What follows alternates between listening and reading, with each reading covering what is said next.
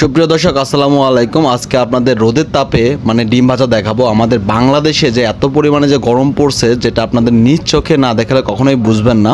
মানে এখন আমি এই যে রোদের মধ্যে দাঁড়িয়ে আছি, আমাদের কড়াই শুধুমাত্র 5টা মিনিট কিন্তু রোদে রাখা ছিল।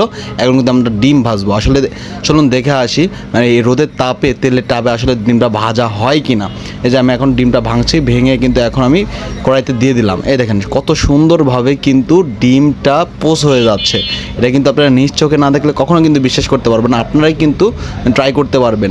মানে রোদের এত পরিমাণে তাপ, ভাইরে ভাই, মানে ডিমটা যে এত সুন্দরভাবে পোস হবে সেটা কল্পনাও করতে পারিনি। শুধু একবার চিন্তা করুন, রোদের তাপে যদি ডিম পোস করে সেটা ভাজি করে যদি খাওয়া যায়, তাহলে এই রোদের তাপমাত্রাটা কত হইতে পারে।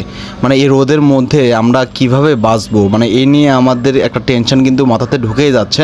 মানে ডিমটা যদিও মানে অত ভালোভাবে পোস হয়নি, কিন্তু এই তাপে যে ডিমটা রান্না করে যে খাওয়া যাচ্ছে, আগুনের তাপ ছাড়াও রোদের তাপে ডিম কিন্তু পোস্ট করে খাওয়া যাচ্ছে, এটা কিন্তু অনেক বড় একটা ব্যাপার। মানে এই জিনিসটা আমি আসলে ভিডিওতে দেখছি, কিন্তু আমি কখনো বিশ্বাস করতে পারিনি। যখন নিজে ট্রাই করে দেখলাম, তখন দেখলাম না, এটা সত্যি। আসলে রোদের তাপে যে ডিম যে পোস্ট করে খাওয়া যায়, এটা আমিও প্রমাণ করতে গিয়ে আমিও অবাক হয়ে গেছি।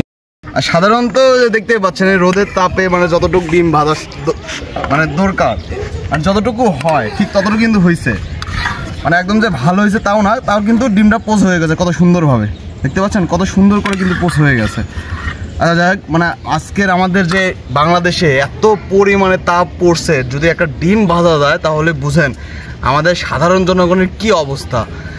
আল্লাহ আমাদেরকে হেফাজত করুক। আর এই যে মানে আপনাদের খালি একটা জিনিস দেখালাম, আমাদের রোদের তাপ এতটাই যে মানে রোদের তাপে কিন্তু ডিম পোস্ট করা হয়ে গেছে। কারণ এই ডিম দেখাবো যে খাওয়া যায় কিনা। হ্যাঁ, ও মা, প্রচুর গরম কিন্তু তো।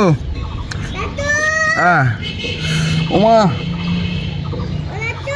হ্যাঁ যাচ্ছ কেমন ডিম খাবো, আসো।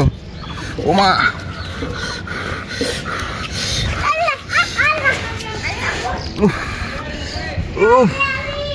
ডিম খাবো। হ্যাঁ সত্যি ডিমটা পোষ হয়ে যাচ্ছে, ডিমটা কি খাওয়া যাচ্ছে কিন্তু। দাদু ডিম খাবে? এদিকে আসো, তুমি তুমি খেয়ে বলবে কেমন হয়েছে। আসো তুমি খেয়ে বলো কেমন হয়েছে। তুমি এসে দেখো। আচ্ছা আচ্ছা দেখো, থামো। ফুদাও ফুদাও ফুদাও ফুদাও ফুদাও, হাতে ফুদাও ফুদাও। ও মা,